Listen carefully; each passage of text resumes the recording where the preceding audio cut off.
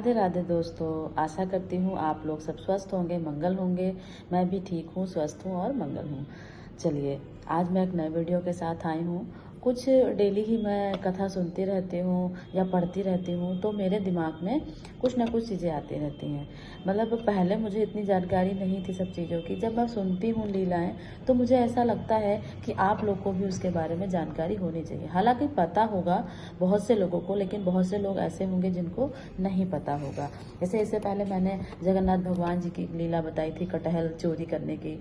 तो आप लोग ने उसको देखा होगा, शायद नहीं देखा होगा तो आप मेरे चैनल पर जाकर देख सकते हैं वीडियो। बहुत ही अच्छी लीला है उनकी और आपको अच्छा भी लगेगा, मन प्रसन्न भी होगा।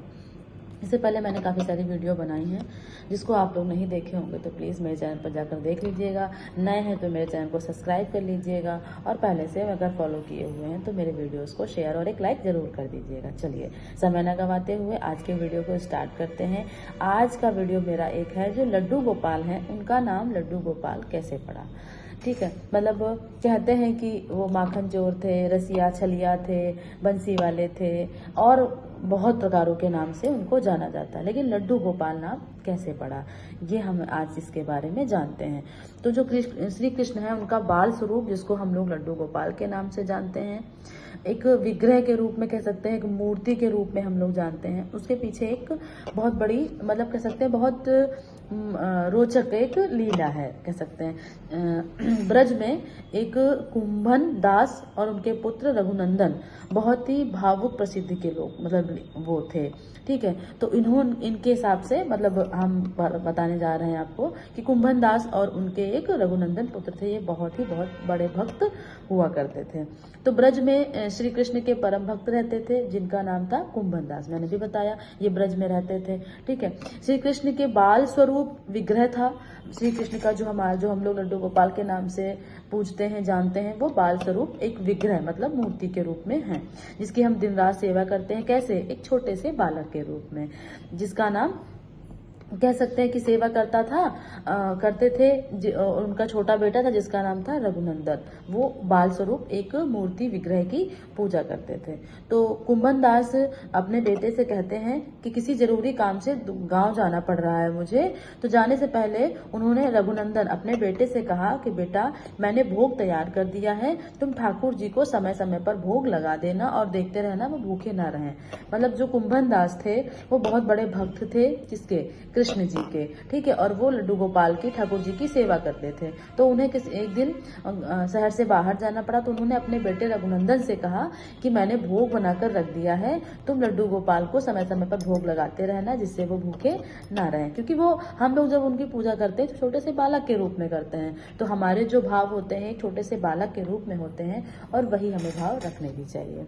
तो चले गए वो बता करके। तो रघुनंदन एक मासूम सा बच्चा था। उसने थाली रखी ठाकुर जी के सामने और हाथ जोड़कर बोला कि प्रभु आइए, कृपया आइए और भोजन ग्रहण कीजिए। लेकिन मूर्ति अपनी बालक की जिद, उन्होंने, उसको क्या पता था कि हम भोजन रख देते हैं और कह देते हैं और माधव खा लेते हैं, लड्डू गोपाल खा लेते हैं, लेकिन हमें दिखाई नहीं पड़ते हैं, हमारे भाव से वो खा लेते हैं। लेकिन उसने कहा आइए ग्रहण कीजिए।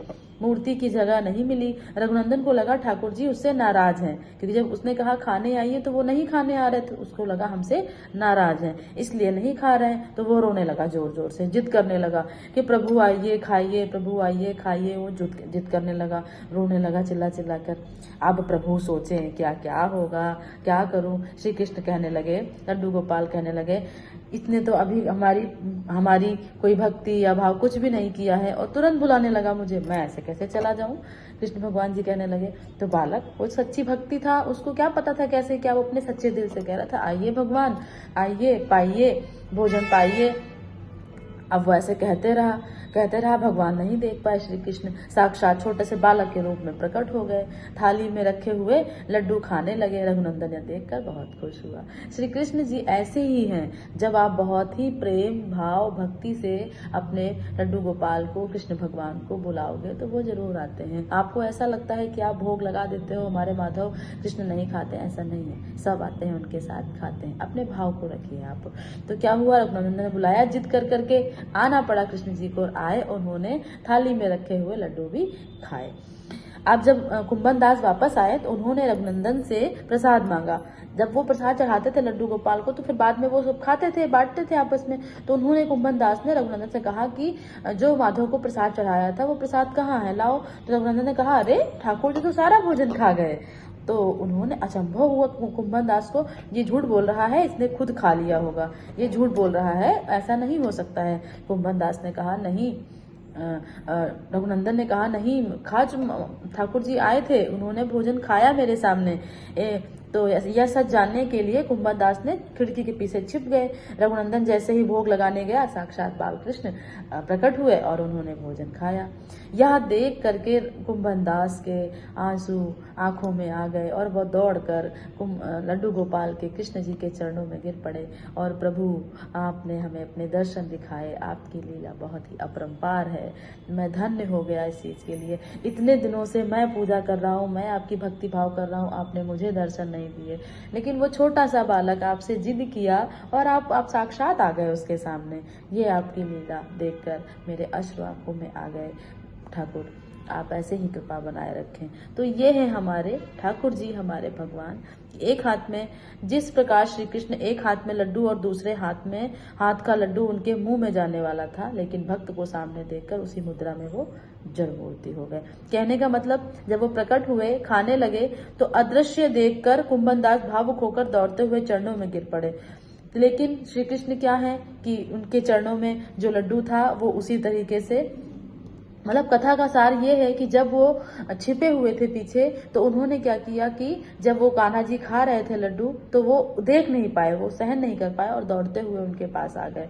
तो जिस मुद्रा में हमारे कृष्ण जी थे, एक हाथ में लड्डू लिए खाए पकड़े हुए थे, एक में खा रहे थे, उसी मुद्रा में आज तक हमारे लड्डू गोपाल पूजे जाते हैं। तो ये कथा है हमारे लड्डू गोपाल के होने की। लड्डू गोपाल हम कैसे मानते हैं, कैसे हम जानते हैं उनको। तो इस प्रकार से अगर आप अपनी भक्ति भाव श्रद्धा सच्चे दिल से, सच्चे मन से करते हैं तो भगवान हमेशा आपका साथ देते हैं। हाँ, ये कलयुग है, इसमें बहुत जल्दी भगवान आपके सामने नहीं साक्षात होंगे, लेकिन हाँ, आप अगर मान के चलिए भगवान हमारे साथ है। मानना क्या है हमारे साथ, ऐसा हमारे साथ भगवान अगर ना हो तो हमारा जीवन इतना कठिन है, इतना विचित्र है कि हम उसको नहीं जी सकते हैं। कदम कदम पर हमारे लिए, हमारे अपने ही, हमारे इंसान ही इतने ज़्यादा हम लोग को मतलब कह सकते हैं कि घृणा करते हैं एक दूसरे से, कि हमारा जीवन बहुत आसान नहीं है जीना। इसलिए आप भगवान की अगर सेवा करते हैं तो भगवान को सच्चे मन से मानिए, सच्चे मन से भाव से पूजा कीजिए। सिर्फ कृष्ण जी, सिर्फ लड्डू गोपाल, सिर्फ कान्हा जी, सिर्फ श्री जी भाव को देती हैं, बाकी आपको किसी चीज़ से उन्हें नहीं मतलब होता। अगर आपका भाव सच्चा है तो वह आपके भक्त से प्रसन्न होते हैं। तो ये आपकी कथा थी कि लड्डू गोपाल कैसे नाम पड़ा। तो इस तरीके से पड़ा कि लड्डू गोपाल जिस मुद्रा में खा रहे थे उसी मुद्रा में वो वहीं पर रुक गए और उसी मुद्रा में आज तक हम लोग उनको पूजते हैं। चलिए, अगर आपको अच्छा लगी हो मेरी कथा बाल गोपाल की तो मेरे चैनल को सब्सक्राइब करते हुए जाइएगा और एक लाइक और शेयर जरूर कर दीजिएगा। कमेंट्स में बताइएगा कि आपको समझ में आया, मुझे और चीज़ें सुधारनी चाहिए, मैं अच्छे से बता पाती हूँ कि नहीं। जहाँ मेरी गलती है उसके लिए मैं क्षमा चाहती हूँ। मेरे चैनल को सब्सक्राइब जरूर करिएगा और अपनी भक्ति भाव को हमेशा भावपूर्ण करते रहिए। राधे राधे।